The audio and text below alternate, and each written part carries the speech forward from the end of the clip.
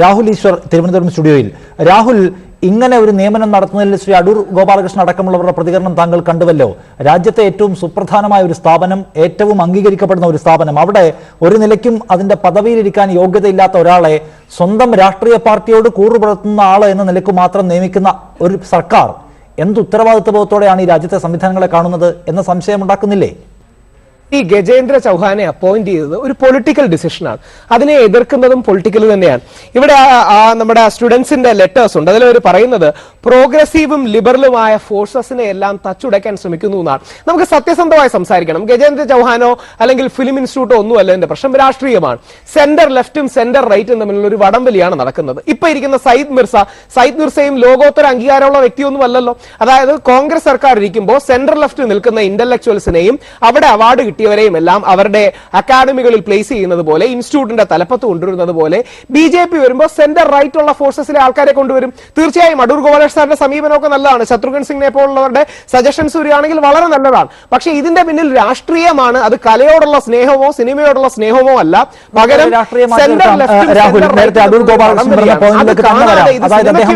ഏതെങ്കിലും ഒരാൾ അയാളുടെ രാഷ്ട്രീയ പശ്ചാത്തലം നമുക്കൊരു പരിഗണനാ വിഷയമാക്കേണ്ടതില്ല.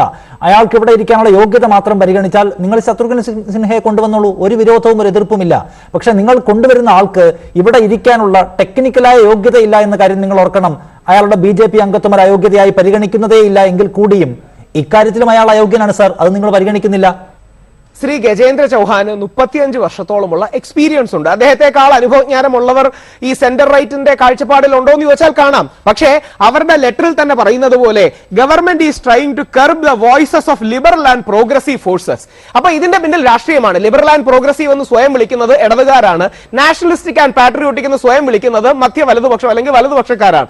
അപ്പൊ ഇവർ തമ്മിലുള്ള വടംവലിയിൽ ഈ സിനിമയ്ക്ക് വേണ്ടിയുള്ള കുരിശുദ്ധമാണെന്ന് സ്വയം ചിത്രീകരിക്കുന്നതൊക്കെ ഒരു ബൗദ്ധിക പാപ്പരത്വമാണ്. അതിന്റെ രാഷ്ട്രീയം തുറന്നു പറയൂ. ഇന്ന കാര്യങ്ങൾ കൊണ്ടാണ് ഞങ്ങൾ അതിനെ എതിർക്കുന്നത്. താങ്കളുടെ വാദം ഇപ്പോൾ അംഗീകരിച്ചാൽ തന്നെ ഇപ്പോൾ നിയമിച്ചിട്ടുള്ള ഗജേന്ദ്ര ചൗഹാന് ഇതിന്റെ അധ്യക്ഷ പദവിയിൽ ഇരിക്കാനുള്ള യോഗ്യതയുണ്ടോ? ആ മെറിറ്റിലേക്ക് മാത്രം പോകാം. രാഷ്ട്രീയം പൂർണ്ണമായും മാറ്റി നിർത്തൂ. സമരം ചെയ്യുന്നവർക്കും രാഷ്ട്രീയമുണ്ട് എന്ന് താങ്കളുടെ വാദം ഇപ്പോൾ അംഗീകരിക്കുന്നു. യോഗ്യതയുടെ പ്രശ്നം എടുക്കാം നമുക്ക്. അല്ല, അതൊരു പൊളിറ്റിക്കൽ അപ്പോയിന്റ്മെന്റ് ആണ്. നമ്മളത് കണ്ണടച്ചിട്ട് കാര്യമുണ്ടോ? അടൂർ ഗോപാലകൃഷ്ണൻ സാറിന്റെ ഒരു വാദത്തോട് യോജിക്കുന്നു. ഇദ്ദേഹത്തെക്കാൾ ഒരുപക്ഷെ യോഗ്യത ഉള്ളവരെ പരിഗണിക്കണമായിരുന്നു എന്ന വാദഗതി യോജിക്കുന്നു. പക്ഷേ വിശാല അർത്ഥത്തിൽ അതൊരു പൊളിറ്റിക്കൽ അപ്പോയിന്റ്മെന്റ് ആണ്.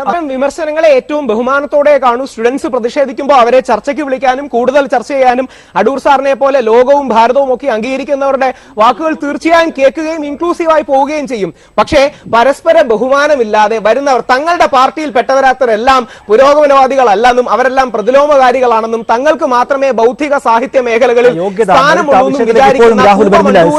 BJPക്കാരുടെ പ്രശ്നമല്ല എന്ന് നേരത്തെ തന്നെ നമ്മൾ പറഞ്ഞു. രാഹുൽ, ഇതിൽ നിങ്ങൾ ഒരു സർവകലാശാലയുടെ തലപ്പത്ത് ഒരു VC നിയമിക്കുന്ന പ്രാധാന്യം നിങ്ങൾ ഇതിന് കൽപ്പിക്കാത്തത് എന്ത് എന്നതാണ്. അദ്ദേഹത്തിന്റെ യോഗ്യത ഒരു പരമപ്രധാനമായ വിഷയമായി നിങ്ങൾ എടുക്കുന്നില്ല. പകരം ഈ സർക്കാരിന് വിശാലമായ നയവും പരിപാടിയുമുണ്ട്.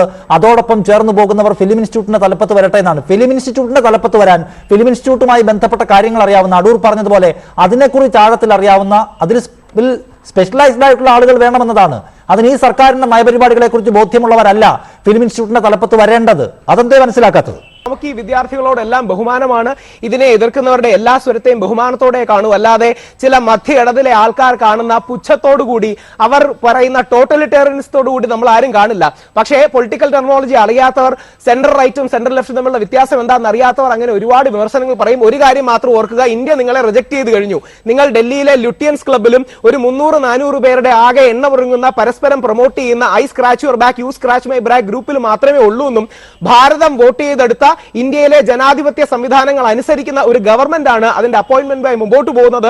വിമർശനങ്ങളെ സഹിഷ്ണുതയോടെ കണ്ടുകൊണ്ട് എല്ലാവരെയും ഇൻക്ലൂസീവായി മുമ്പോട്ട് പോകും. പക്ഷേ പഴയ രീതിയിലുള്ള നെഹ്റുവിയൻ മാർക്സിസ്റ്റുകാരെ എല്ലായിടത്തും അക്കോമഡേറ്റ് ചെയ്യുമെന്ന് വിചാരിച്ചാൽ അത് വേണ്ട. അത് കഴിഞ്ഞ കാലത്തിന്റെയാണ്. നിങ്ങൾക്ക്